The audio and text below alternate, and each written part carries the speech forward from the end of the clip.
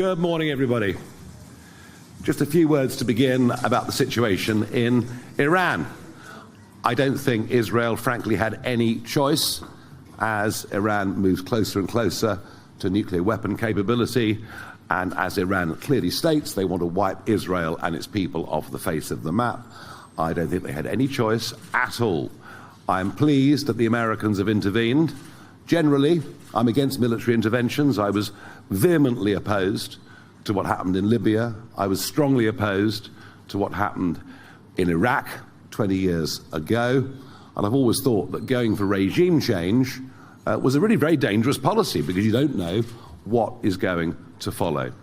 In this case, this Iranian regime, brutal, evil, they've been there for 4 decades, and I still find it actually quite difficult to believe that Obama, the European Union, and of course the ever-reliable British Foreign Office got all of this completely and utterly wrong with the JCPOA agreement just over a decade ago, which just simply allowed tens of billions of dollars to be freed up for the Iranians, which they've used to fund the Houthis, Hamas, Hezbollah, and anybody else that intends to cause grief.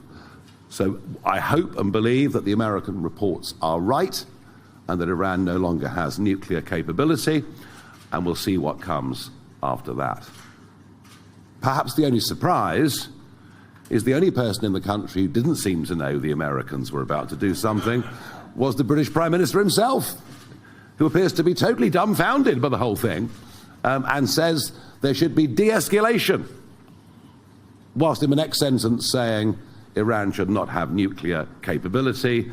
We'll look forward to the Prime Minister explaining to the House of Commons this afternoon exactly what the British position is. Over the course of the last few years, a political narrative that has got stronger and stronger is tax the rich. Is it fair that people earn these vast sums of money? Surely we should tax them more. And you might have thought, traditionally, this would be a policy that would come from the Labour Party, but not a bit of it. Not a bit of it.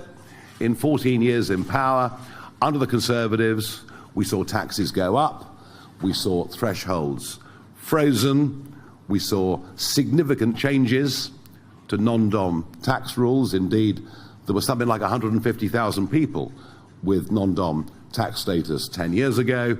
That number today probably, we don't know officially yet, but probably nearer now to 60,000 and 70,000, and falling very, very quickly. The counter-arguments that the top 1% of taxpayers pay 30% of a tax take appear not to have made any difference. And that narrative in politics and in the media, a sort of anti-success, anti-money narrative that we've now been living with for a few years, apart, of course, from Premier League footballers. And if they earn £300,000 a week, that's absolutely fine.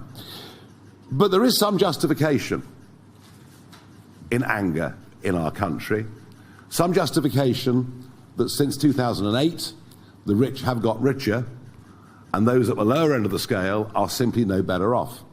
And it all goes back to the bailouts, it all goes back to the failures of the banking system in 2008, when effectively it was the little man and woman that bailed out the big banks. And ever since then, through a policy of quantitative easing, what we've seen is a massive push in the value of assets. So if you've owned property, if you've owned stocks and shares since 2008, you've had a fantastic time. But for those who don't own property or don't own shares, they are relatively, by some measures, worse off than they were last time round. Now, we saw all of this under George Osborne. Jeremy Hunt accelerated the whole thing, effectively beginning the end of non-dom status, and the media said, wasn't it brilliant? Brilliant! He's triangulated the Labour Party. They can't attack him from the left on money.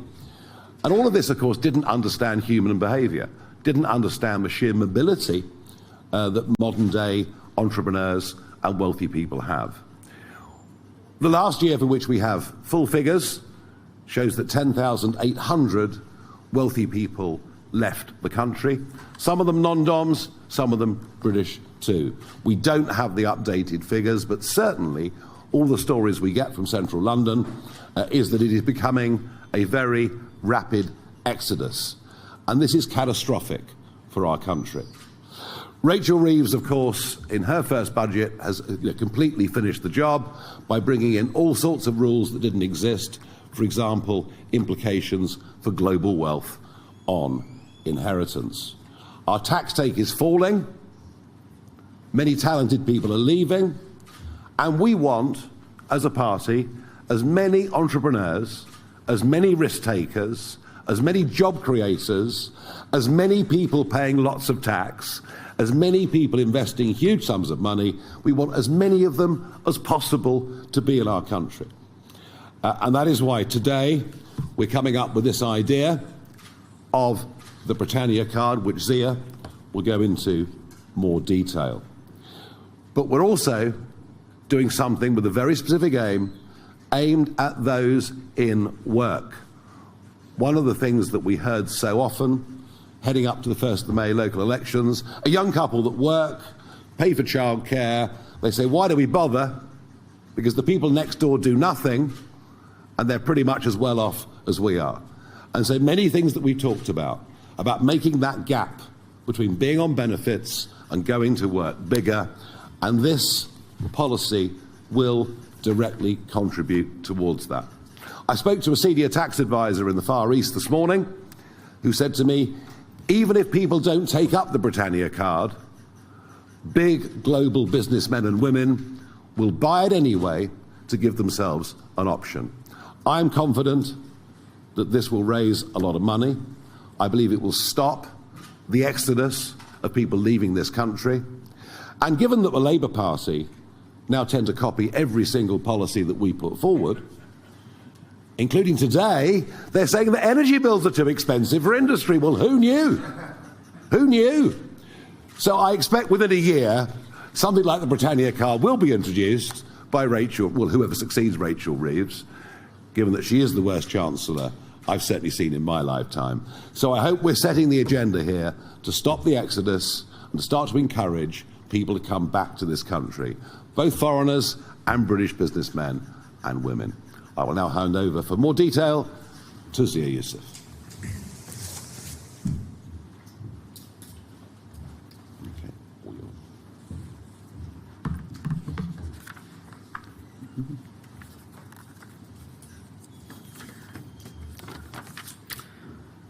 Good morning, everyone. Thank you for coming. So, a big economic announcement from us today.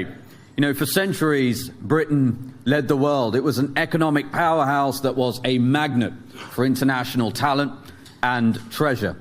Under a reform government with Nigel as Prime Minister, we will rekindle that spirit, and it'll take some time, but we will revivify a prosperous and powerful Britain.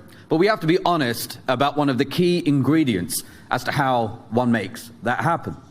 One key ingredient is that we need the wealthiest job creators, wealth creators and entrepreneurs to be here in the UK. And right now the opposite is happening. We are seeing an unprecedented drain from this country of those with the broadest shoulders to contribute to the tax pool, and in so doing, this Labour government, like the Tories before, are soaking the rest of the workers in this country with that tax burden. And we can see this already in the data. You'd have seen a Bloomberg report that shows well north of 4,000 company directors have left in a very short period of time. That was a record. We've seen pretty much every financial advisor in the UK advising international clients who are more mobile than ever, sounding the alarm that these are policies that are going to be disastrous for the British economy. And the reality is that even the term non-dom has become, you know, these people have been made to feel persona non grata because there's a narrative has been created that these people contribute nothing. So we have to set right that too. Whatever policy we formulated had to be fair and had to be seen to be fair and be of immediate benefit, as Nigel said, to people who work hard, set their alarm clocks in the evening and wake up early in the morning to go to work. So we are introducing the Britannia card. This card will be available to foreign, internationally wealthy people who are going to come here and create jobs and take risk, as Nigel says. They will pay a landing fee of £250,000. So the UK will become incredibly attractive to the internationally wealthy, but they must contribute immediately to the prosperity of the country and make a direct contribution into the pockets and the bank balances of the lowest 10% of earners in full-time work in this country. For that £250,000, they get taxes on a remittance basis, so no taxation on foreign earnings, foreign gains, or foreign wealth, and no inheritance tax on on foreign wealth. But here's the really important thing. All of that money will be pooled at the end of each year by HMRC, and within 90 days of the end of the tax year, it will be distributed evenly across around about 2.5 million people in full-time work in this country. And that is going to make a meaningful difference to the lives of such people, to a care home assistant in Cardiff, or a waitress in Cornwall, or frankly people like my mother who still work as a nurse full-time. She's over 70. And some people say, well, Zia, with your money, why didn't you? If I tried to stop her working, I couldn't, because she's a caregiver, and that's what she loves to do. These are people who love their country, who graft hard, and frankly have been left behind by the British economy, as Nigel said, since the financial crisis. What this is a transfer of wealth from the international wealthy, who I remind you are not here currently. This is a really important point. We wouldn't be getting any tax revenue from these people without a policy like this, to the people who are grafting hardest for the least in this country. And really importantly too, this is a tax that the internationally wealthy will voluntarily pay, based on all the conversations that our MPs and Nigel have had, would be desperate to pay, because despite the best efforts of our politicians, this country still has a large amount going for it. We have the best people, the best language, the best legal system, the best time zone, and we have the City of London. This country still has so much going for it. So these people will want to pay the tax. They want to pay it. We already have a website up and running, britanniacard.co.uk, where such people can register their interest. They will have to wait for a general election for Nigel to be the Prime Minister before they get their card and can wire the Treasury that money. But this is how we will revivify the British economy. I want to make a few other points, because it's not necessarily that well known that, even under the old non-dom programme, and this will be true with our Britannia card too, these people still paid, on average, about £120,000 in direct taxation in this country each year. £8.9 billion in a single year. And that's just in direct taxation. That's capital gains, income tax. It doesn't include, for example, VAT. It doesn't include stamp duty, land tax, which are enormous numbers, which there isn't really very good data on it. You're going to get some, we've already seen a quote from this disastrous Labour government. This Labour government, which has no business experience, doesn't really talk to any of these people other than to admonish them, about how it's going to increase borrowing. Firstly, this is coming from the same government that just ramped borrowing about £130 billion in their spring statement, and we're going to see working people will see the consequences of that at the next tax announcement.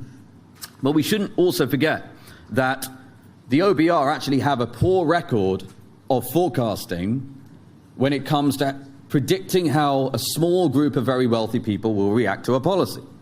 I don't know whether that's surprising or not, but let's look at capital gains.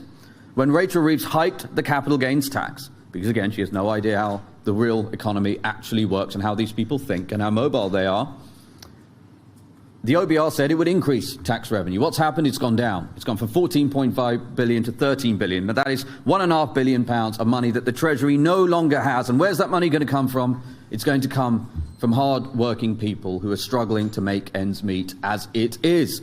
So we're going to be honest. Nigel's going to be honest. Our MPs are going to be honest with the British people that, look, we have to renew the social contract. We need wealthy people here. Chasing them away is biting off one's nose to spite your face. So we need those people here. They want to be here. And they, as much as anybody, I'll tell you this too, couldn't be happier to be making a direct contribution to those grafting hardest for the least pay. So that will be £1.5 billion to £2.5 billion, based on our estimates, each year in direct revenue just from the card fees alone. That's based on 6,000 at the low end of cards issued in a single year to 10,000 at the higher end. We think there's scope for more than that. In fact, under the old non-dom regime, more than 10,000 coming to the year in a single year was routine. It was perfectly normal. It's only since, as Nigel said, the succession of first Tory appalling chancellors. I mean, I think in one case we had 3 chancellors in a week, so it's hard to keep up. And now, under Labour, we're seeing these people flee, take with them their vast resources that we need in this country to prosper. And that money will go directly to those in full-time work who are earning the least. And then on top of that, you will get the multiplier effect, because obviously basic economic theory says that £600 to £1,000 per year in a tax-free dividend paid to those workers is almost certainly going to go straight out into the economy, into local high streets, into cafes, into local resorts, into local restaurants, exactly where it should be. So we're very excited about this. We've already had fantastic feedback from people who are already here and about to leave and are making arrangements to leave, who just want, by the way, they don't want a perfect country. They tell us, look, we're setting up in Dubai, not because we love Dubai, but just because we can see the direction this country is going. And all they want to see is some semblance of common sense starting to return to this country. And seeing how well reform under Nigel's leadership has done is giving them that hope. And we hope that this policy will appeal not just to them, but of course the 2.5 odd million working people who will directly benefit with money in their pockets as a result of it. Thank you very much, everyone.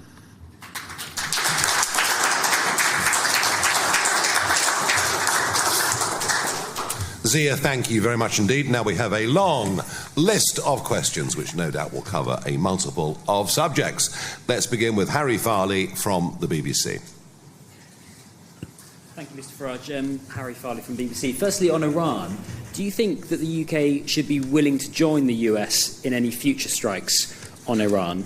And on the Britannia cards, by spending this revenue from the new non-DOMS policy on a direct cash transfer to the lowest paid, you're not spending it on all the other areas of public spending that the current non-DOMS policy goes on, and you haven't set out any spending cuts alongside it. So doesn't this amount to more fantasy economics?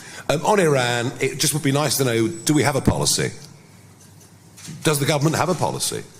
As I said earlier, they appear to be completely blindsided by what were entirely predictable actions. I would have thought that the Americans are probably quite capable of managing this on their own. If they ask for help, should we give it? I believe yes. But it has raised over the last 24 hours the issue of Diego Garcia. The issue of this, I mean, just the most appalling deal one's ever seen. And, you know, Lord Hermer, that great patriot, basically saying, well, America can't do anything from Diego Garcia until we inform the Mauritians, who of course are mates with the Chinese, who of course are mates with the Iranians. And so we understand the mission flew from Missouri with several refuelings on the way, memories of the Vulcans going to the Falklands many years ago. And that's fine, but a very, very risky operation for the Americans. Very risky operation. If you've got to refuel several times over 18,000 miles, things can go wrong. So, yeah, let's get some clarity. Where does the Prime Minister actually stand? What is our policy? And if necessary, we should help, but I doubt they'll need it. On the tax, and I'm sure Zia will add to this, look, the upfront $250,000 actually is the tip of the iceberg of what these people will spend in revenues and taxes in this country if they come back. Just think of the average stamp duty they're paying on houses they're buying in Westminster or Chelsea or wherever it may be. Just think of the VAT they're paying. These people are the big spenders. So, yes, this is a sum of money that goes in one direction, but it's our very strong view this will generate a lot more wealth into the coffers. Do you want to add to that?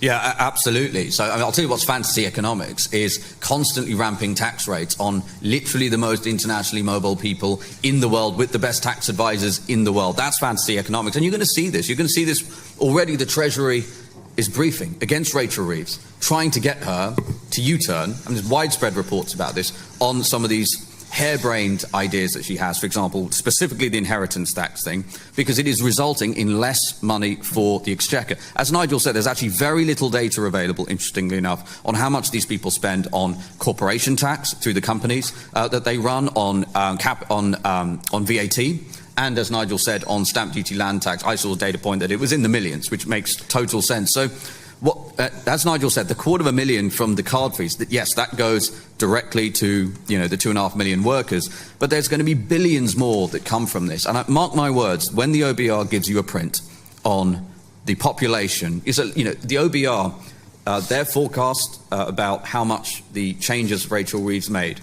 was based. So number one, by their own admission, they said it was extremely difficult to forecast. They did admit that. Their forecast is based on the population of non-DOMs declining at 1.5% a year. The briefings from the Treasury, well-sourced briefings, suggest that more than 10% have left. And we haven't even had the first year. And all of the anecdotal conversations we are having with such people and with financial advisors telling us that. So that's what fantasy economics is. And I want to make the point again about capital gains tax, because again, the OBR, when it comes to trying to forecast, unsurprisingly perhaps, because I don't think they talk to these people very often, when it comes to forecasting how a very small group in absolute terms, who control vast wealth and vastly disproportionately contribute to such taxes, will respond to a change in taxation like this, they have a hopeless record. The most recent case being, as I said, capital gains tax. They said hiking capital gains tax rate on these people by 4 points would result in more tax for the exchequer. Literally the opposite is happening. There is less money to pay for schools, less money to pay for police officers, less money to pay for roads.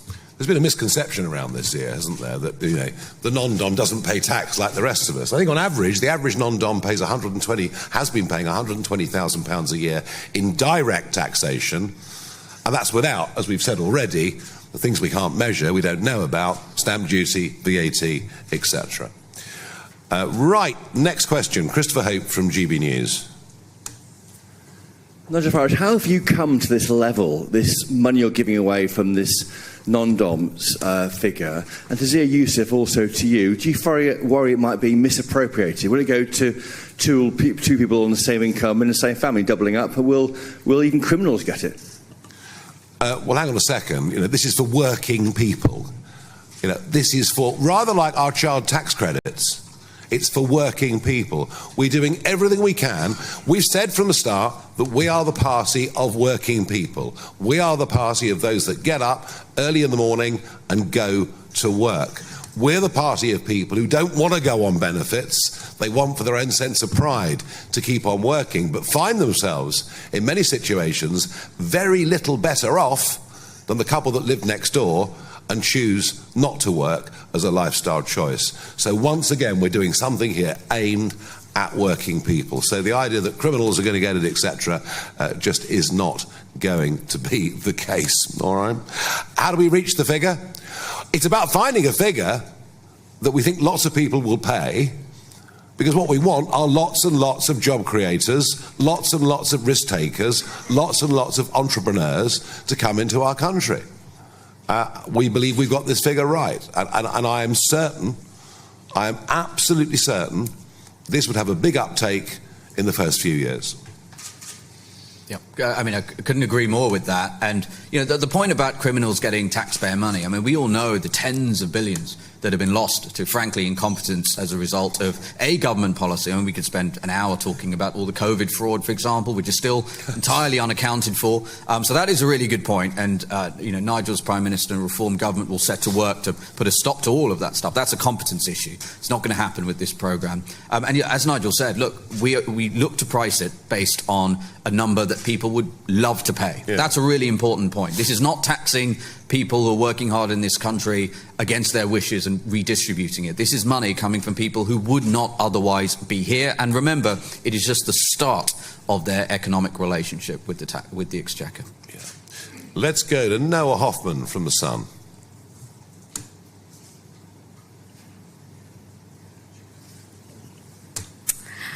Thank you. You've long tied yourself to the mast of free market capitalism, but the Britannia card is a major redistribution of wealth to give a cash top-up to low-paid workers. This seems an admission that the market doesn't give sufficient wages to some in society. Have you been on a political journey, or is this just a ploy to win more voters with the promise of free money? Nice try, but the idea that I'm somehow putting forward a profoundly left-wing concept today could not be further from the truth. We're saying we want success. We want people who make loads of money to come into Britain in huge numbers and pay lots and lots of tax and buy lots of houses and spend lots of money. And we're going to help those who choose to work as opposed not to work, who have been hammered. Come on, look at it. Look at it. Year after year now, we have frozen the level at which people start to pay tax. We're dragging people in to higher tax bands. I mean, you know, when 40p was established as top rate tax back in the 1980s, 1.5 million people paid it. And that 1.5 million kept pace all the way through the Blair years. As of the end of next year, there will be 8 million people paying what was top rate tax. We have been over-taxing work, all right? And you know our aspirations, our big tax aspiration is to lift that threshold significantly. You know, that's going to take time to do. This is a short-term way of helping working people. And they're being hammered with the most ridiculous energy bills in the world as a result of lunatic government policy on net zero.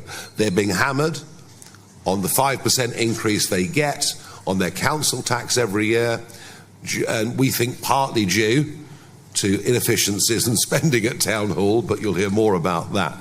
So look, there's nothing, there is nothing that says in this that we've changed our minds. We're pro-growth, we're pro-business, we're pro-entrepreneurs, we're pro-making money, and we're pro-working people. And this, I believe, reaffirms strongly all of those things. John Walker from The Express. Thank you, Nigel.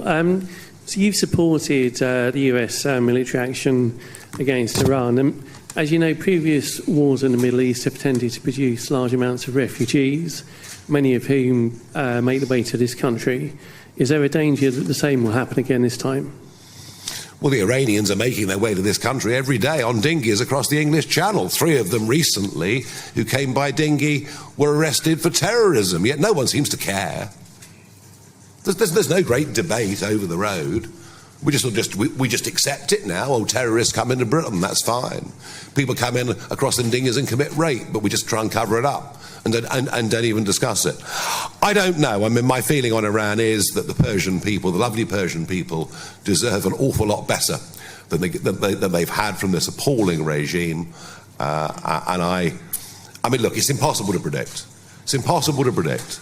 But I have felt for some time, my judgment, I've felt for some time that the Iranian regime is teetering, is wobbling, could be brought down, and it's difficult to see what comes after it can be worse than what has been there for the last 40 years. Thank you. David Lynch from PA.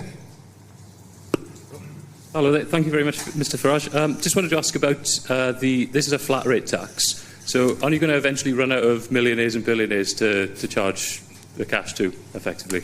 And I also just wanted to ask as well about, you did an interview with ITV Wales recently, where you talked about getting rid of the Welsh Government's target for 1 million Welsh speakers by 2050. So, I mean, you very well could be in charge in Wales come this time next year, and the Welsh language will be a big part of what reform will be looking after in Wales. That's kind of unique to their administration. So, you know, what's your big idea to look after, I guess? Yeah, tell me a single government target that never gets met. Well, I'm bored with government targets. We're going to halve this, double that. None of them ever get met. So encourage the language, yes, by all means. Put out meaningless targets. I can't frankly see the point of it. And we've had, decades of this. New governments halfway through. Targets, not a single one being met. And no one believes them anyway. Look, if we're successful with this, then over the course of a few years, tens of thousands of people will come to the United Kingdom on this ticket. And if the British economy turns around from its current dismal state, they'll keep on coming. And even if, after lots have come, we only get a trickle, not a flood, provided they're still paying their average £120,000 a year income tax, provided they're still investing the billions that they do in businesses, in job creation, in risk, I tell you what, we'll be in a much better place than we are right now. Let's go to James Heal at The Spectator. Thank you very much. You've spoken before at press conferences like this about how you would vote to change the abortion time limit in this country. Do you regret, Nigel, missing last Tuesday's key Commons vote on liberalising abortion laws? Given that the vote was carried by 200, no. I mean, we're stuck in a very funny parliament. Apart from, occasionally you'll get a vote that matters clearly on dying. Clearly on assisted dying, it was a vote that mattered. Everything else, the government wins by 180, 200. Do I think that many of the things that happened last week were damaging and opening up some quite big questions around the sanctity of life? Yes, but that just says an awful lot about this Parliament. The abortion stuff, I find it very difficult to believe that we've actually passed that. Lucy White from Bloomberg. Thanks for taking questions. I wanted to ask about the sum of money, again, that you've decided to charge for this policy. Yeah. £250,000 for a decade, essentially. That's pretty cheap compared to Italy, for example, charging €200,000 per year, and the Trump card, for example, that's into the millions. Does this not scream a little bit of desperation from the UK? And if I may also ask as well, are you worried that it could create perverse incentives for employers to essentially charge very little in wages to their employees, and for employees to not feel like climbing up the ladder at work because they're essentially being subsidised by the state? Gosh, you'd have to be a very devious employer to work all that out, wouldn't you? I mean, you're running a factory in the West Midlands and you won't know what the revenues are until the end of the year, so no, that just wouldn't work. There has been extraordinary... I met a man the other day who earns £10 million a year in the UK, paying UK tax. He's just been offered a deal in Athens of €100,000 a year. Milano was 100,000 a year. It's gone up to 200,000 a year. Portugal have been doing all sorts of deals over the course of the last few years, and Luxembourg have been doing the most extraordinary deals for years, especially when Mr. Juncker was their Prime Minister.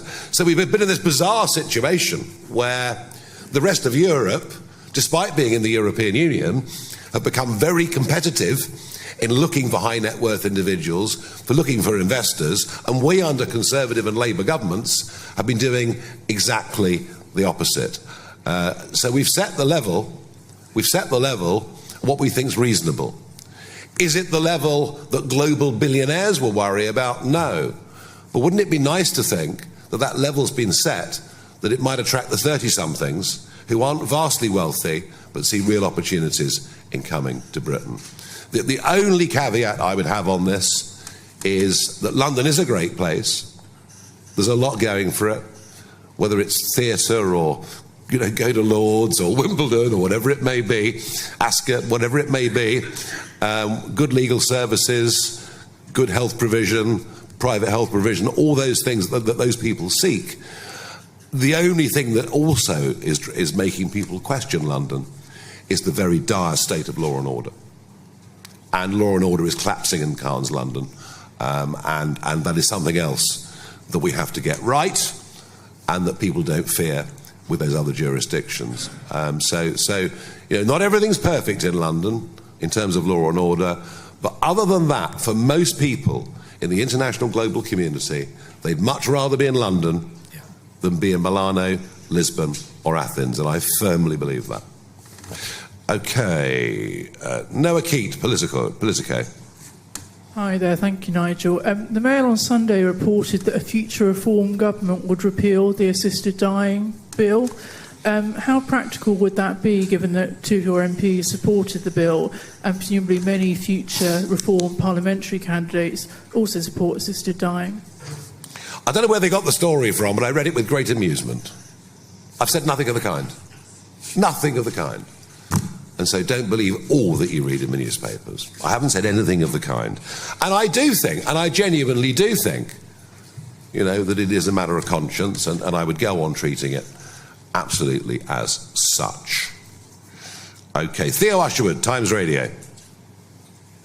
Nigel, just firstly on the American bombing of the Iran nuclear sites.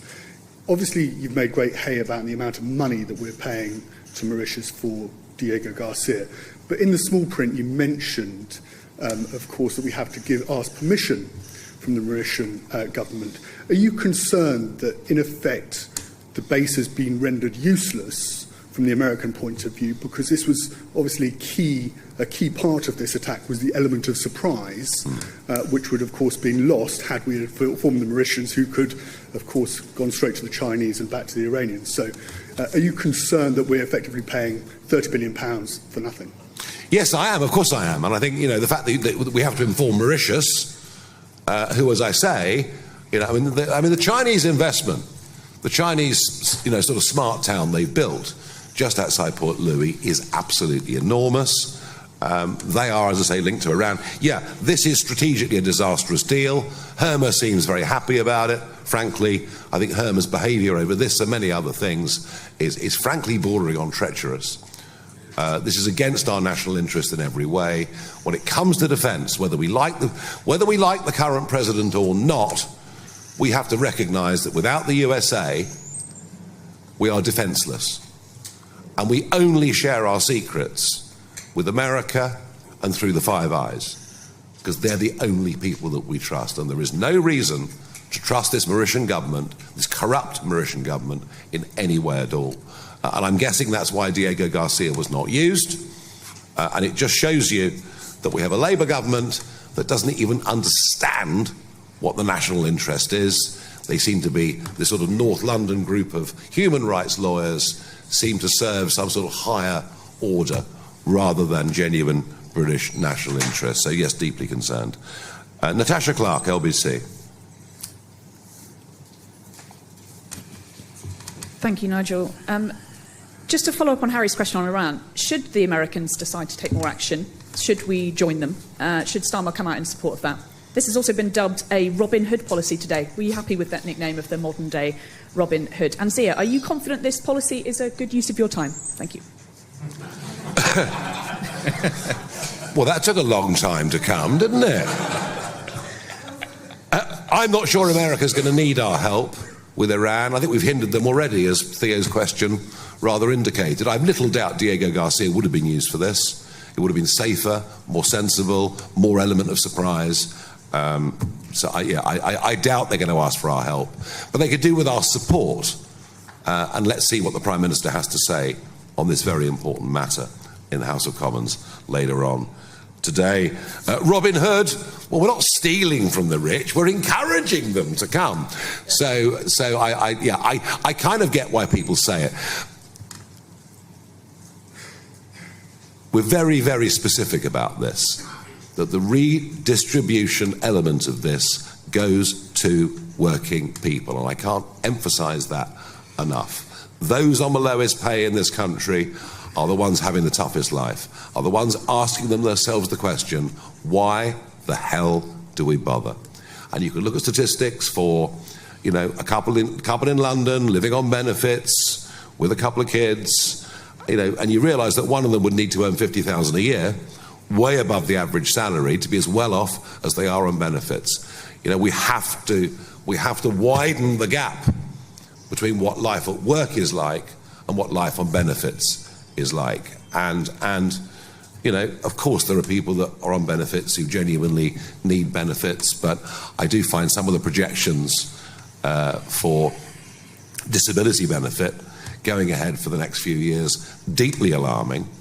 And so there has to be both. We have to get tougher in terms of our assessments, how they're carried out, how they're done, for who qualifies, but equally, human beings respond well to incentives, and this is part of that. Zia, you haven't been doing much for the last few weeks. Yeah, you know, to be direct, as I look at it now, quite proud of it. I think it was worth my time. Yeah, look, I'd add to what Nigel said. You know, my understanding of the Robin Hood story is that the rich people who were being robbed from didn't get much choice about handing over that treasure. And this is a really important point. Number one, this is the internationally wealthy who would be paying nothing in terms of tax. They wouldn't even be in this country. They'd be contributing to Monaco, the UAE, or Singapore, or California, or Miami, or wherever it might be. So that's the first point. These are people voluntarily paying in. You know, some of the questions, you know, for example, are we worried about running out of wealthy people? Well, Monaco isn't, Dubai isn't, Saudi Arabia isn't, you know, San Francisco, Miami, New York are not. And by the way, we've gone from 140,000 non-DOMs in this country in 2008 to around half that number in 15 years. So that's, you know, 10,000 per year for 7 years at the high end of our estimates, just to get back to where we were in 2008, as obviously that global population of millionaires and billionaires grows all the time. And then going back to the reasonable question about pricing it at £250,000, if you're trying to price something like this, one has to remember this is a finite group of people at any given point, and they're not really substitutable, meaning that anyone who is in Dubai is not by definition here. Anyone who is in Monaco is not by definition here. And unlike Portugal, unlike Greece, unlike Italy, in the United Kingdom, they pay that £250,000 up front. So they are having to make that commitment of still a sizable amount of money. That is what will allow Nigel as Prime Minister to distribute that to those 2.5 million workers. So I think all of those points are really important. We think £250,000 is a great number, and we're extremely confident we'll have a lot of demand. Rowena Mason, Guardian. Hi there. There's a tax expert called Dan Nigel who thinks that your policy, you're quite right. He thinks that your policies will cost more than £30 billion. He should be on the stage. He's so wrong about everything. He should be on the stage. How can it cost? Explain how it can cost. I think one of the reasons he's saying is that people might not come here because Parliament can't bind its successors, and you couldn't guarantee to people that they would have this deal for, say, 10 years. So he's kind of questioning the attractiveness of it, and also highlighting that people who can't afford that £250,000 might be put off, deterred from coming to the UK. And also questioning, you know, have you got an overall costing for the policy? Oh dear, oh dear, oh dear. I'm not clever enough to answer any of that. That just sounds just completely off-the-wall nonsense. I'm really sorry, but I think what we've got here is a very attractive offer. People are fleeing this country in droves. Our economy's in trouble. There are fears of wealth taxes coming in. All the mood music is bad. It isn't just foreigners leaving Britain, by the way. We've got a brain drain of our own people going on, the biggest since 1978, where young, qualified people, entrepreneurial people are leaving our shores as well. This is about turning all of that around. And as for no Parliament can bind its successor, well, look, we can do a deal with somebody, and you're quite right. A future government could change that, but I would have thought they'd be rather unlikely to, unless they want to see the exodus beginning all over again. Freddie Hayward from the New Statesman.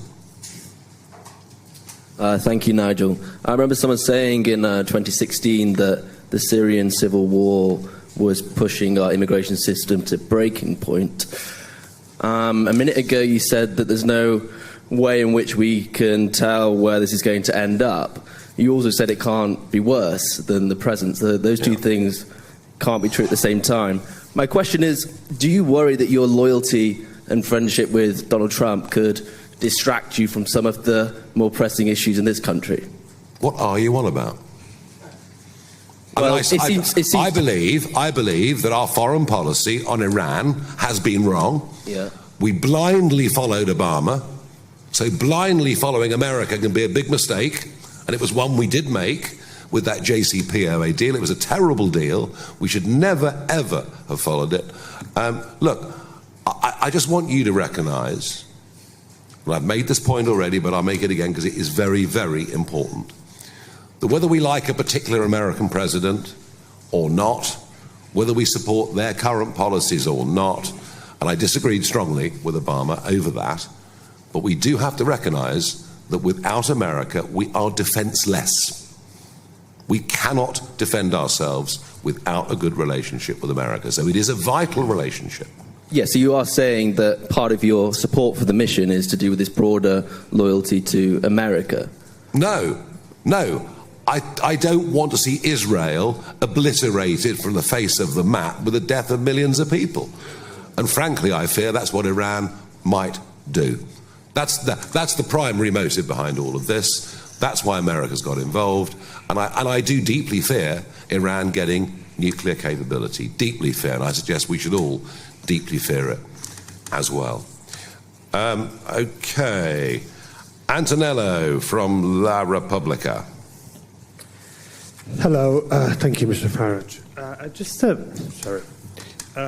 Still regarding Iran, the UK government is, of course, actively pursuing a diplomatic path alongside other European allies to avoid escalation and an all-out war. Do you think it's worthwhile or useful to spend so much time engaging with the Europeans rather than aligning directly with Donald Trump on whatever he does? And secondly, if I may, do you believe that Vladimir Putin could or should play a diplomatic role between Iran and the West at this stage? Thank you. Well, the Europeans can't decide what they want to do. And it's quite interesting, I thought, that, at the recent summit, they were all there, European Commission President, European Council President, but frankly, their role in the world is diminishing very, very rapidly indeed, is my feeling. And as for future diplomatic roles, I'm not going to comment on that. Just to say to La Repubblica that with this policy, we're taking you on. You've been nicking all our best people from Milano. We're going to get them back, all right? Do publish that, please. Liz Bates, Sky News. Thanks. When I speak to people on low incomes, especially those who are inclined to vote reform, and there are quite a lot of them now, they never say they want a cash handout from the government. The opposite of that, and I'm sure you hear this, they want a system that is fair, where all the rules apply to everybody, where everybody pays in. And this sounds a little bit like a system where if you're a rich foreigner, you can opt out of paying some UK taxes just by virtue of being very rich. How are you going to convince your voters that that's fair? Opt out. No, we're asking rich foreigners to opt in. Can I just finish the question? Some of them, I think, might say, if you don't want to pay all your taxes in the UK, then go to Monaco. We won't miss you. They've gone, and they're going rapidly, don't you understand? This is about bringing them back. We're asking rich foreigners to opt in. We're asking rich foreigners to give us £250,000. We're asking rich foreigners to buy a big house and give us stamp duty. We're asking rich foreigners to pay income tax on their UK income once they've established their businesses here and pay an average of £120,000 a year income tax. We're asking rich foreigners to spend money in restaurants and give us VAT receipts. So no. As for the first part of the question, they have had their tax thresholds frozen. They have seen their energy bills going up. They have seen the cost of childcare, in many cases that's relevant, going up. And we want to help them in any way we can. And if they were to get a rebate or a working tax credit, or whichever way it came to them, do you know what? They'd be over the moon. Okay, the last question on my list, number 15, is Harry Horton from ITV. Thank you very much, Nigel. On Iran, to be absolutely clear, do you want to see regime change in Iran? You say the Europeans don't have a role to play. Do you think that the UK has a role to play? Do you think Israel and the United States will listen to this UK government? And then just on this tax policy, one of the big challenges facing working people across the country, but especially in London, is the price of property. Do you think a big influx of millionaires to London would push up property prices even further? It's a good point. The property question is a good point. We've seen falls in the property market of about 20%, maybe 25% in Westminster, in Kensington and Chelsea. It's tough to sell a house when everybody wants to sell a house. The question, Harry, has that had a big effect on more affordable pricing down towards the lower end of that relative property ladder? And the answer is no. Do you know why? Because the population's exploding. Because of immigration, the population's exploding, and there would be an argument that rich people leaving and property prices falling, if it fed right down, could be a benefit. And I've thought about that many, many times over the years. But when you have a net population rising by as much as it is, no. And it's interesting, I mean, even if the government were to build 1.5 million homes, which they won't, that of itself would not cope with the increase in population led by legal immigration into Britain over that period in time. So no, there is actually, I don't see any prospect of this filtering down to more affordable housing. But I agree with you, it is a massive, massive problem. Sorry, you asked something else as well, I forgot. Sorry.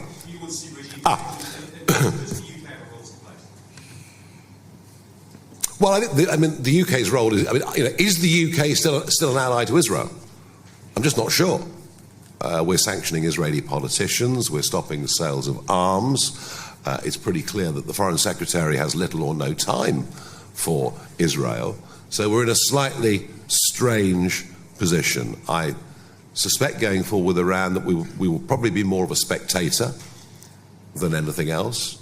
Do I want to see Israel? Well, look, I find it difficult to believe that what comes after 40 years of brutality, public executions, and all of the things that happen there, I'd love to see it transform, relatively peacefully to something better. What will happen? I don't know. Regardless of that, I think the actions that have been taken by Israel and America over the course of the last week are the right ones, and we at Reform UK support that fully. Thank you, everybody. Thank you.